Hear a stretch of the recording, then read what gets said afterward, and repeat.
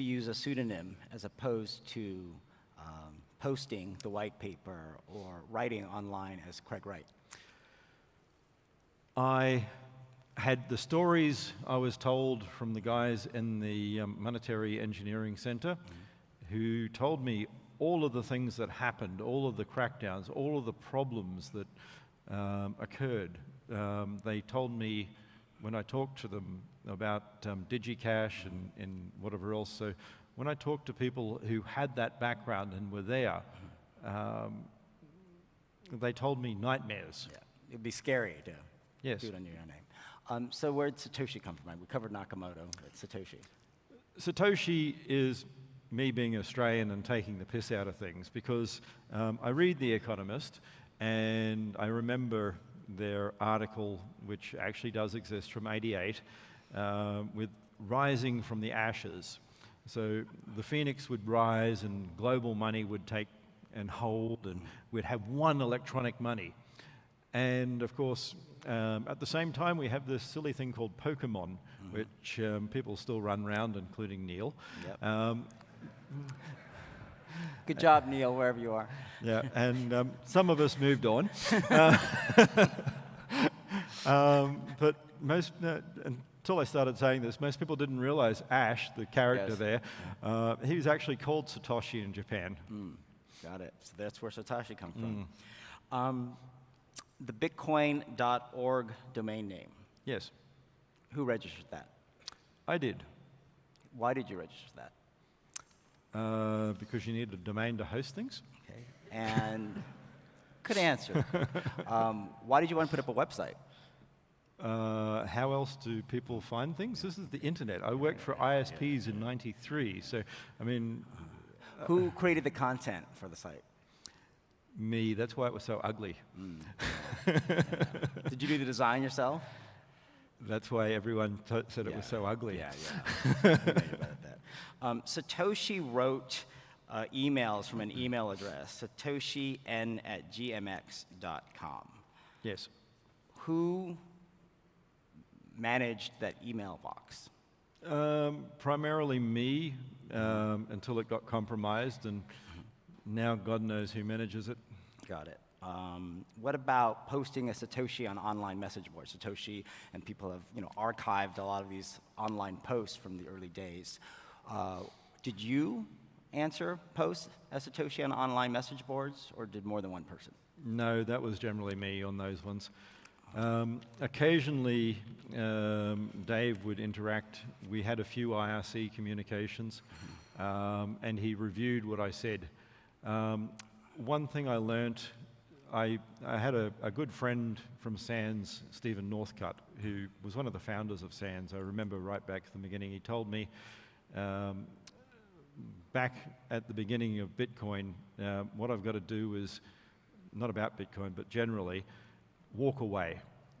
So by that I mean I had to post something, create an answer, and walk away from it and come back. And so that's why I was always a lot calmer, because it's easy to get heated, and then you spend a bit of time, you walk away, and then you can post things later. You can plan them, it can be nice and calm. Speaking of walking away, at some point Satoshi walked away from the Bitcoin project. Why No, did I you didn't. Okay, how would you describe it? I didn't walk away. I went off to prove that I wasn't wrong. Okay, that's very Craig speak. What do you mean by that? So what happened was Silk Road and a whole lot of other things, hundreds of other sites people haven't heard about, like Hydra and dark dot websites appeared. And they're not as nice as everyone likes to be led into believing.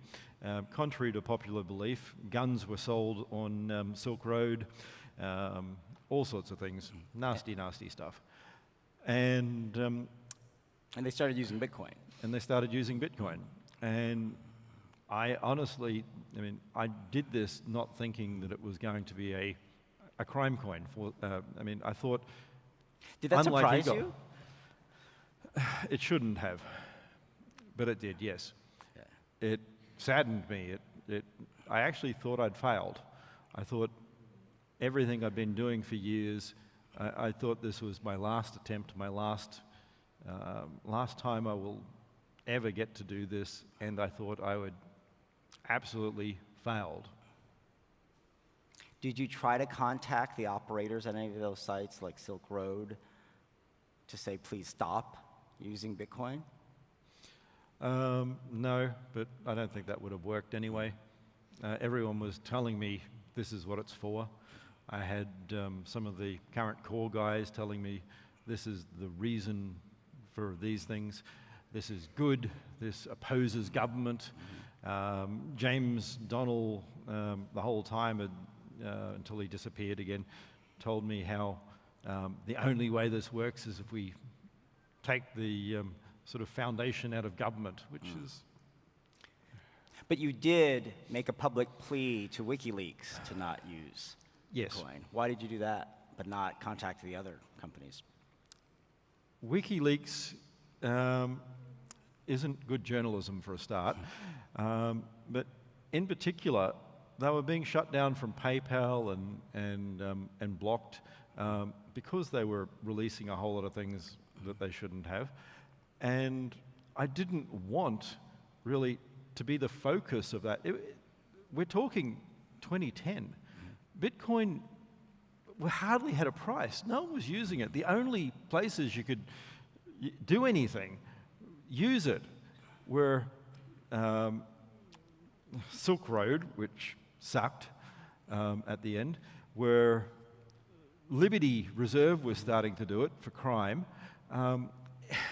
Everything was going the opposite of what I wanted. Everything was turning around and becoming everything I was trying to stop.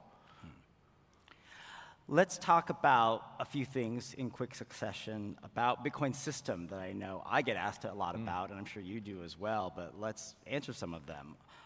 Why a proof-of-work consensus system? Basically, proof of work is a way of actually signaling that can't be cheated. There's no other way. Anyone who owns a share, anyone who doesn't have to expend something provably that they can't get back can cheat. So I was talking about this on Slack the other day, and I talked people through a way that with something like a DAO, where it's a proof of stake system, you can halve and create a series of subcoins. So you start with 255 units, and then 128 of those can be set to control the majority. Then you halve that again, and each time you keep 51%. And what that allows you to do is have 51% of 51% of 51% that controls the entire network. So anonymously, in some sort of proof of stake system, you end up with one vote in 5 billion able to manipulate the entire system. And there's no way around that. Okay, the 21 million coin circulation, fixed amount, where did that come from? Bitcoin's an integer value. So people don't seem to realize that the decimal point's only in what you display in your wallet. There's a fixed decimal. And I believe things are probably getting better in some of the modern chips and whatever else, but the reality is there's only so much range before you start getting errors and rounding and processing, and you can't have processing errors, you can't have rounding errors. It's a little bit overly conservative. You could actually expand it out a couple bits, but it's better to be conservative and not perfect. I mean, after all, it's 2.1 quadrillion bits. Okay, how about the average 10-minute block interval? The average 10-minute block is a combination of propagation and discovery. So you've got to remember that you're trying to find and propagate blocks that have to have a lot of information.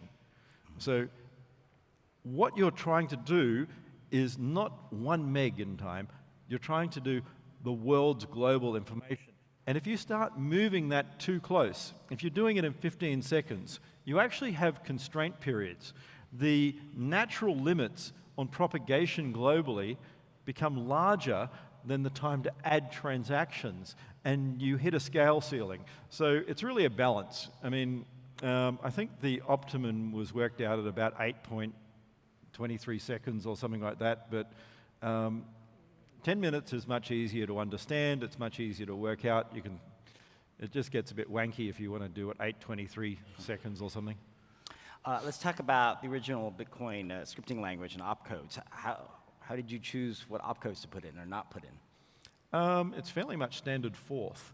So the difference is with some of the things I've started, now that we've patented them, releasing, like hash chains coupled with what we've deemed R-puzzle, etc., that allows you to have a means of securely proving functional loops that are done by other parties, so that you can only have a valid payment if you take the last calculated payment and put it into the next value.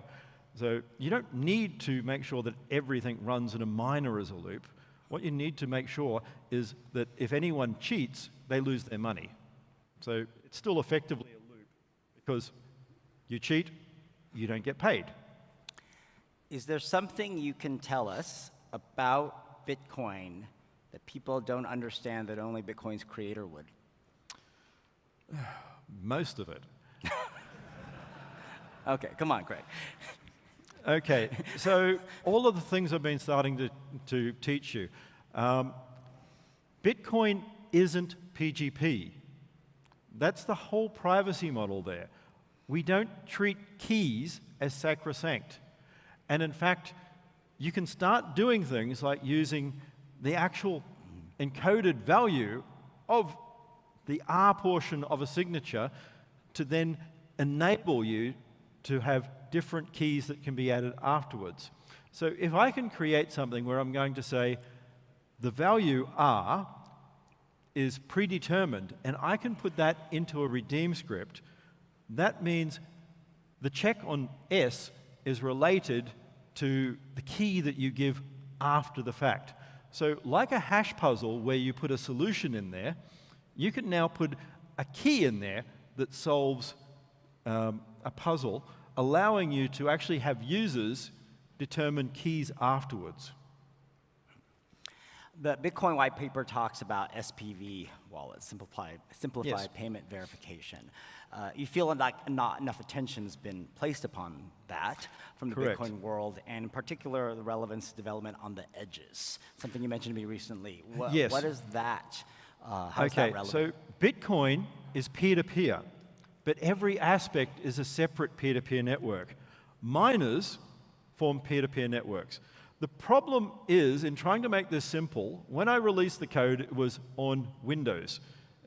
Yes, I know, it was on Windows XP, it's horrible, move on. But the fact was, if I wanted everyone to be able to just download and start running things in the early days, I didn't want to make a Linux thing that only techies could run. I wanted anyone. So what we needed to do was start understanding that it needed to be split out into different functions. Your wallet is a peer-to-peer overlay network. I've said many times that Bitcoin is a Mandela network in implementation. Mandela networks are small world, ultra-connected graphs that form what is a giant node. These then have an overlay system that is a supplemental small world network. But they don't need to actually care about each other. What happens is, in SPV, I have a transaction. I've been paid. I keep my transaction. Here's my transaction. That proves I've been paid. I now want to give Jimmy a transaction. I don't give Jimmy just the transaction. I give him the transaction and the one I received, both of them. Yes, it's a little bit extra, but we're only talking kilobytes. Jimmy now uses proper SPV, and all he does is keep the Merkle headers. The other part that I'm going to send him is the Merkle path. If I keep my transaction, I know where it's been mined. I have the Merkle path. I can give Jimmy my transaction And the Merkel